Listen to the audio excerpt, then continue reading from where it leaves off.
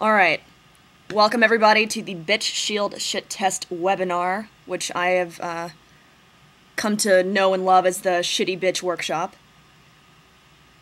And let me go over a few ground rules real quick. If you'll keep commentary down, as far as like typing and submitting things in the forum, to a minimum during the lecture part, there are two parts to this.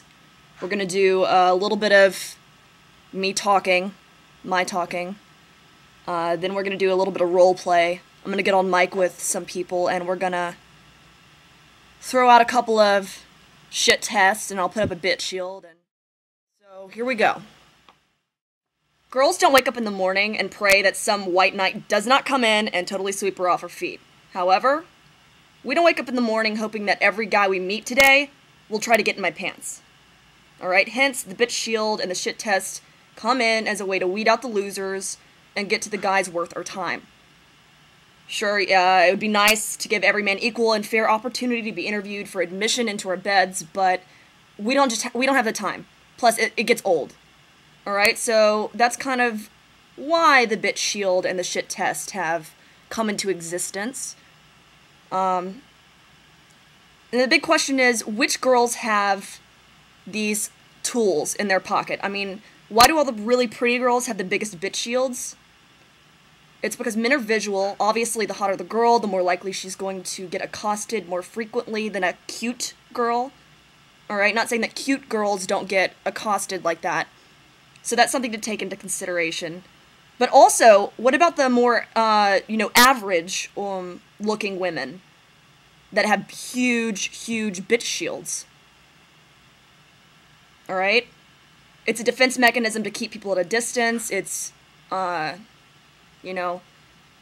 HB rating scale, in my opinion, is best used. Yeah, it's fun to, communicate with your buddies on the internet about, I picked up this 9.5, but really where it comes into play is the HB scale is used to describe what the girl thinks about herself. So, for example, like me, I'm not a 10, but if you're kind of calibrating to game me in a bar or, a lounge, some social situation, you gotta treat me like a 10. You gotta neg the crap out of me. Alright, you see? So the HB rating scale, in my opinion, is best used for calibration purposes. Alright, that was a tangent. Back to the point. The bitch shield is a defense mechanism. It's a tool to weed out the losers. It's also used to keep people at a distance because sometimes women are tired of getting hurt. It's important when calibrating an approach to understand and pinpoint why your target has the shield up in the first place. Alright, there are many different reasons, and we've gone over a couple of them. That's only the tip of the iceberg, though. Once you can name the behavior, determine why it's being used, then you can find a way to blast through it efficiently. If you go up to a high-quality girl and offer to buy her a drink, she doesn't realize, why is she putting up a front? You're trying to do something nice for her. You're giving her a present, right? No, bullshit. You know it, and we know that you're trying to buy attention and vie for a chance to get in my pants. It annoys us. If I let you buy me a drink right off the bat, I feel like now I owe you my time. I owe you something. It's not attractive. On the other hand, you shouldn't buy girls drinks that ask for them. That's a shit test. They're using you. You devalue yourself by complying. Alright, this is kind of the appeal, dealing with the bitch shield and shit test. This is the appeal of using canned material and prepared routines. Alright?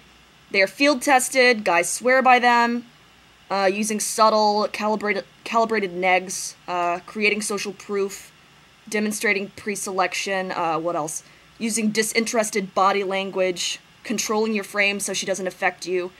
Yeah, that's all great. However, it's not the only way. There are many different methodologies out there that work, and there are more quote-unquote natural ways of bantering and dealing with the bitch shield and the shit test.